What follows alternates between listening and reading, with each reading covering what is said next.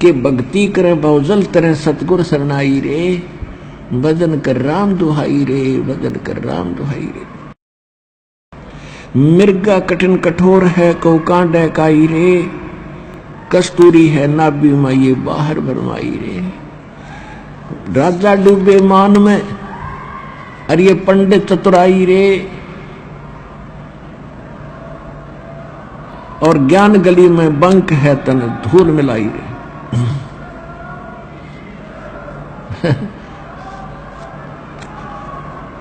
ये भूत आ गया रे, गलती से आ जाएगा एक आधा नालायक ढीठ होता ये भूत, समझदार तो दूर रह जाते हैं वो, भाई क्यों दे तुड़वाई, वहां तो भगवान का दरबार है, पिटोगे।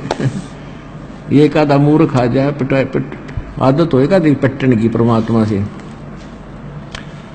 तो इनको सूक्ष्म मार पड़ती है भगवान की वाणी से, इसलिए चिल्ला रहे हैं काल के पीड़ित। और जो समझदार होते हैं वो दूर हो जाते, ना भाई वहां नहीं जाना, बेइज्जत नाश हो जाए इज्जत का।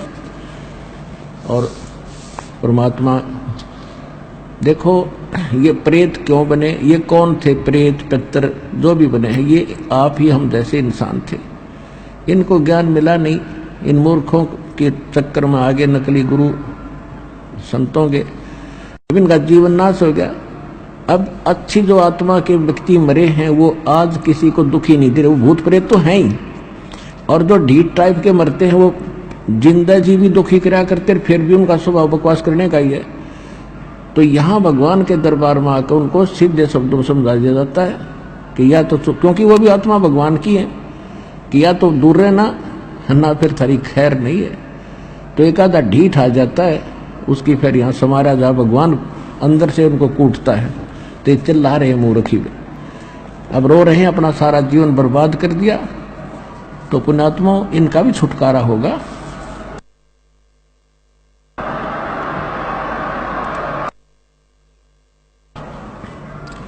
अब इनका भी उद्धार होगा, क्योंकि भगवान की वाणी तो सब पे असर करेगी।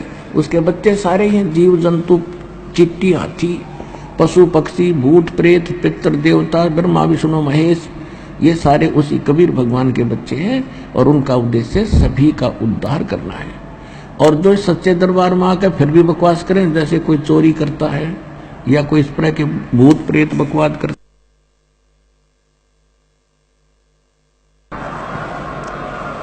तो उनको भयंकर यातना मिलेगी फिर भगवान के दरबार में, और इस जीवन में उनको बहुत कष्ट उठाना पड़ेगा। तो इसलिए अब ध्यान से सत्संग सुनो। अब क्या कहते हैं, राजा डूबे मान में पंडित चतुराई रे, और ज्ञान गली में बंक है तन दूर मिलाई रे।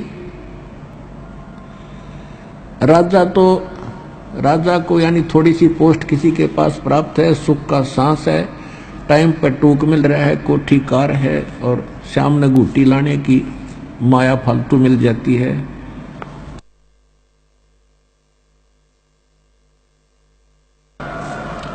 तो उनको तो अभिमान घना हो गया, वो तो मालिक के निकट इसलिए नहीं आते।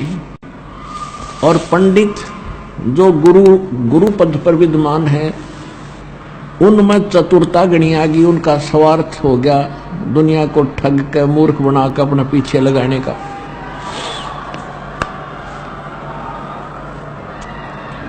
राजा डूबे मान में पंडित चतुराई रे, ये ज्ञान गली में बंक है तन धूर मिलाई रे।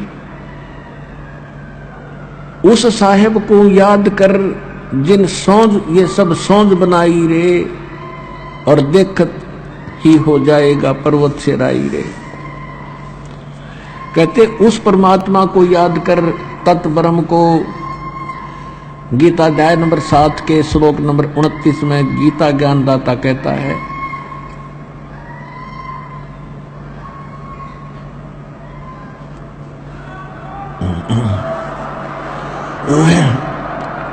गीता ज्ञानदाता कहता है कि तत्व ज्ञान के प्राप्ति के उपरांत, तत्व दसी संत की प्राप्ति के उपरांत उनको ये ज्ञान हो जाता है कि उस परमात्मा की भक्ति करनी चाहिए।